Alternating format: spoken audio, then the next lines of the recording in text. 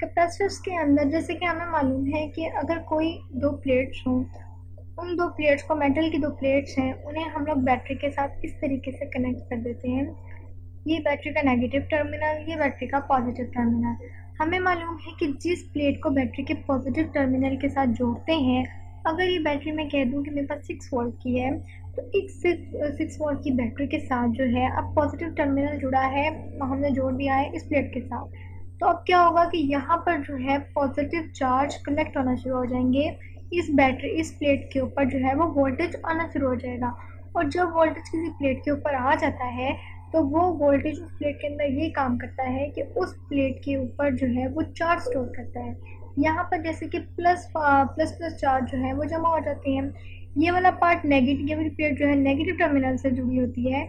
और दूसरी बात ये कि इलेक्ट्रोस्टैटिक इंडक्शन की वजह से यहाँ पर नेगेटिव चार्जेस आना शुरू हो जाते हैं। तो यहाँ पर भी नेगेटिव चार्जेस इसी वोल्टेज की वजह से आए हैं, चूँकि ये वोल्टेज इस प्लेट को दिया गया और इस वोल्टेज ने ये काम किया कि इस प्लेट के अंदर चार्जेस को स्टोर करना शुरू कर दिया। अब वर्क की फॉर्म में उसने जो है वो चार्ज को स्टोर कर लिया। तो अब इन दोनों प्लेट्स के ऊपर चार्ज आ गए। जब हम बैटरी से जो वोल्टेज है किसी भी मेटल की प्लेट पे दें, तो उसके अंदर जो है वो चार्ज स्टोर होना शुरू हो जाता है। और ये जो चार्ज है, ये जितना आप वोल्टेज देंगे उसके डायरेक्टली प्रोपोर्शन होता है।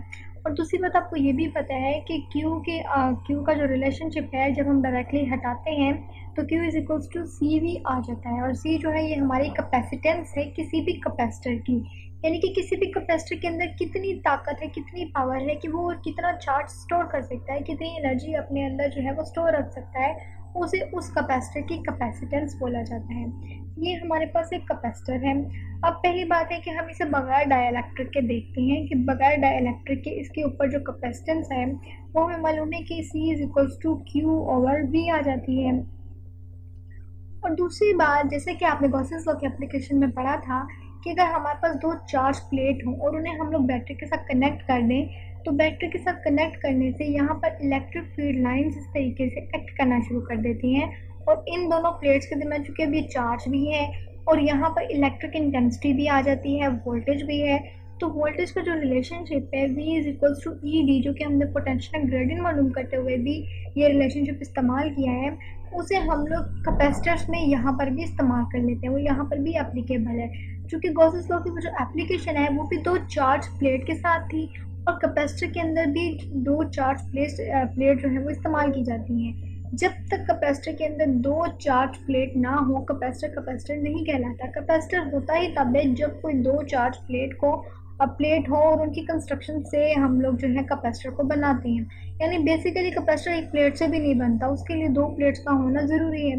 तो गॉसेस लॉ की इस एप्लीकेशन में जिसमें हम लोगों ने V is equals to E D का रिलेशनशिप पढ़ा है, वहाँ पर भी तो हमारे पास दो चार्ज प्लेट ही होती है जिनके दरमियान एक चार्ज Q जो है, पॉइंट चार्ज जो है वो मूव कर रहा होता है। तो अब इस सिचुएशन में अगर मैं Q की जगह ये वाला रिलेशनशिप लगा लूँ, V की जगह, बल्कि Q डिवाइड बाई V की जगह यहाँ पर ई डी आ जाता है। और दूसरी बात ये कि अगर गॉसेस लॉ के बारे में देखा जाए, तो गॉसेस लॉ में ये भी तो बताता है कि जो हमारे पास इलेक्ट्रिक फील्ड इंटेंसिटी है between two opposite charge plate, वो sigma divided by epsilon nought होती है।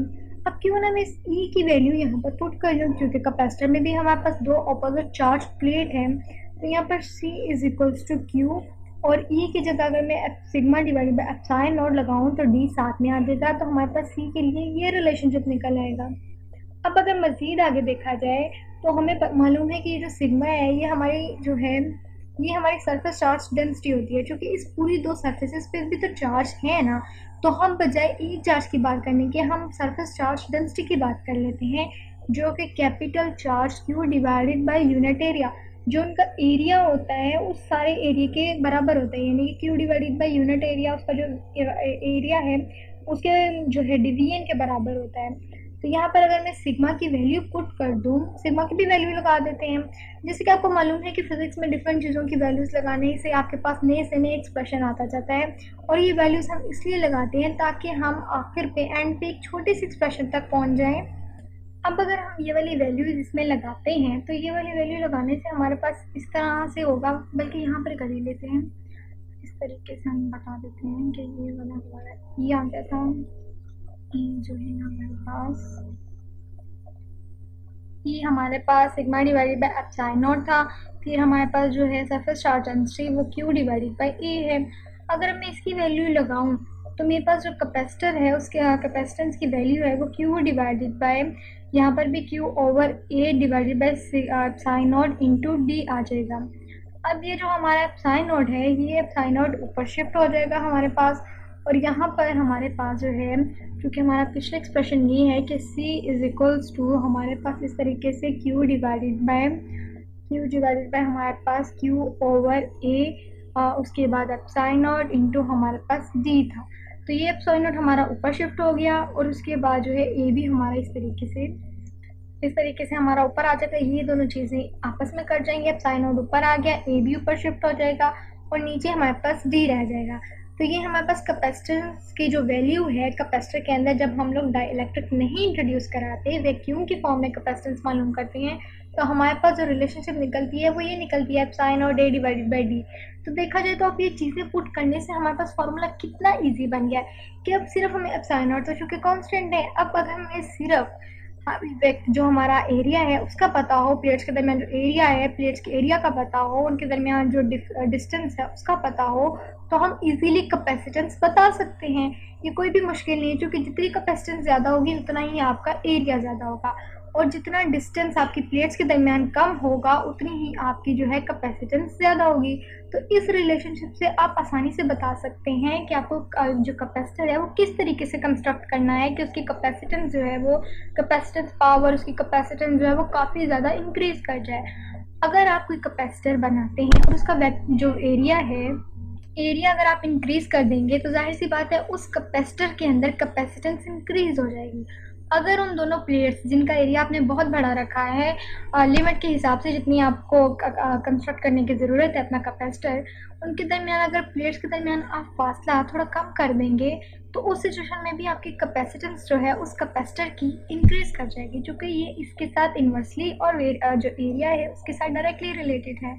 अगर मैं ये कहूँ कि ये हमारा कैपेसिटर था जो हम लोगों ने ऑलरेडी यूज़ किया है, ये हमारी वोल्टेज वाली बैटरी है, और इस तरीके से मैं कह देती हूँ कि पहले हम लोगों ने वैक्यूम के साथ किया था, अब हम लोग इसके अंदर कोई एक डाइलेक्ट्रिक लगा देते हैं। डाइलेक्ट्रिक कुछ भी हो सकता है, इंसुलेटर्स को भी हम लोग एज अ डाइलेक्ट्रिक इस्तेमाल कर सकते हैं।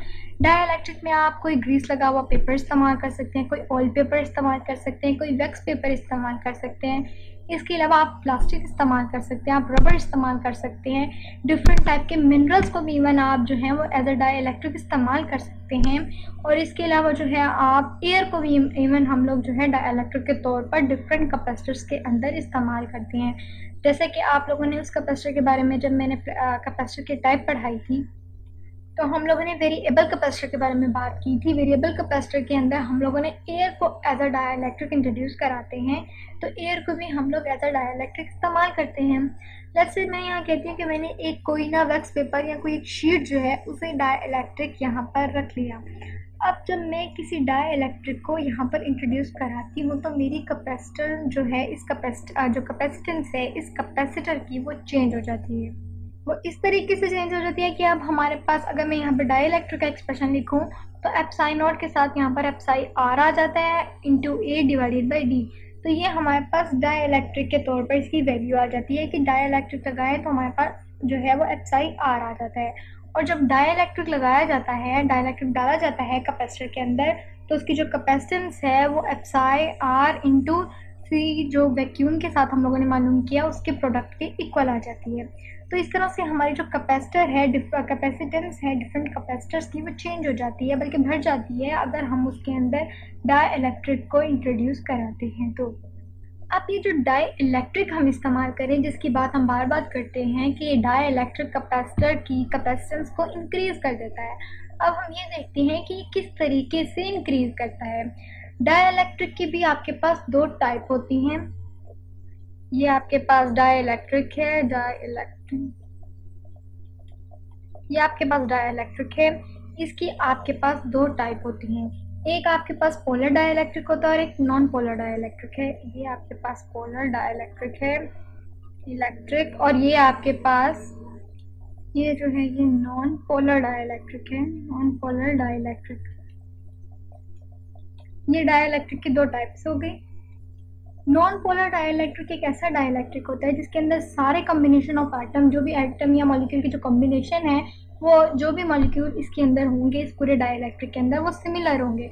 जैसे कि यहाँ तो वो नाइट्रोजन नाइट्रोजन नाइट्रोजन होंगे, या फिर अगर एक ऐसा डाइलेक्ट्रिक होगा कि इसमें क्लोरीन क्लोरीन क्लोरीन होगा, यानी कि इसमें पोलराइजेशन नहीं हो सकती। सिमिलर एटम्स हैं, सिमिलर मॉलिक्यूल्स के एटम्स हैं, कोई भी दूसरा मॉलिक्यूल का एटम उसके अंदर नहीं आता। इसे हम लोग जो है वो नॉन पोलर डाइलेक्ट्रिक कहते हैं। जबकि पोलर डाइलेक्ट्रिक ऐसा डाइलेक्ट्रिक होता है जिसमें जो मॉलिक्यूल है वो कम्बिनेशन होता है डिफरेंट एटम्स का, जैसे कि NaCl हो सकता है, इसके अलावा कोई और कम्बिनेशन हो सकता है, आपके पास जो है कैल्शियम क्लोराइड हो सकता है, जिसमें यानी कि डिफरेंट पोलैरिटी होती है। जो आप पोलर है, पोलर डाइलेक्ट्रिक जब आप इस्तेमाल करते हैं तो उसमें दो पोल्स आ सकते हैं, एक नेगेटिव एक पॉजिटिव, एक नेगेटिव एक पॉजिटिव। इस पोलर डाइलेक्ट्रिक को हम लोग एज अ डाइलेक्ट्रिक इस्तेमाल करते हैं मोस्टली जो है इन कैपेसिटर्स, क्योंकि ये पोलराइजेशन में इस्तेमाल होते हैं। ये इस्तेमाल किस तरीके से होते हैं अब इसके बारे में देखते हैं कि हम लोग कह तो रहे हैं कि हम लोग डाइलेक्ट्रिक इस्तेमाल कर रहे हैं, लेकिन डाइलेक्ट्रिक इस्तेमाल कर क्यों रहे हैं और किस तरीके से कर रहे हैं, अब हम इसके बारे में देखते हैं। जैसे कि हमें मालूम है कि ये हमारे पास एक प्लेट है और ये हमारे पास सेकंड प्लेट है। इस प्लेट को हम लोगों ने इस तरीके से यहाँ पर बैटरी के पॉजिटिव और ये बैटरी के नेगेटिव टर्मिनल के साथ कनेक्ट कर दिया। तो यहाँ पर हमारे पास जो है वो पॉजिटिव चार्जेस जो है एक्यूमुलेट होना शुरू हो जाएंगे इस प्लेट के ऊपर, यहाँ पर नेगेटिव चार्जेस जमा होना शुरू हो जाएंगे। और दूसरी बात ये कि यहाँ पर हमारे पास इलेक्ट्रिक फील्ड लाइन भी आ जाएंगी जो कि पॉजिटिव से टुवर्ड्स नेगेटिव जाती हैं। इस तरीके से अगर मैं कहूँ, इस तरीके से पॉजिटिव से हमारी जो है इलेक्ट्रिक फील्ड लाइंस नेगेटिव की तरफ इस तरह से होती हैं, जो कि ई को इलेक्ट्रिक इंटेंसिटी को रिप्रेजेंट करने के लिए लगाई जाती हैं। अब जब एक डाइलेक्ट्रिक है, डाइलेक्ट्रिक के अंदर हमें अगर पोलर डाइलेक्ट्रिक की बात की जाए तो उसके अंदर जो है पोलराइजेशन होती है, मतलब कि डिफरेंट पोल्स होते हैं, पोल्स होते हैं इस तरह से पॉजिटिव नेगेटिव, यानी कि नेगेटिव नेगेटिव या पॉजिटिव पॉजिटिव नहीं होता बल्कि पॉजिटिव नेगेटिव इस तरीके से पोल्स होते हैं। अगर इन्हें कोई भी इलेक्ट्रिक फील्ड ना प्रोवाइड की जाए, इलेक्ट्रिक फील्ड के बगैर ही रहने दिया जाए, तो ये रैंडमली अरेंज्ड होते हैं, रैंडम होते हैं। लेकिन जैसे ही मैं इसे उठाकर इस फील्ड के अंदर रख दूँ, इस तरीके से यहाँ पर मैंने इसे रख दिया, इस तरीके से यहाँ पर मैंने इसे रख दिया, और इस डायग्राम को थोड़ा सा ठीक करके बना लेते हैं।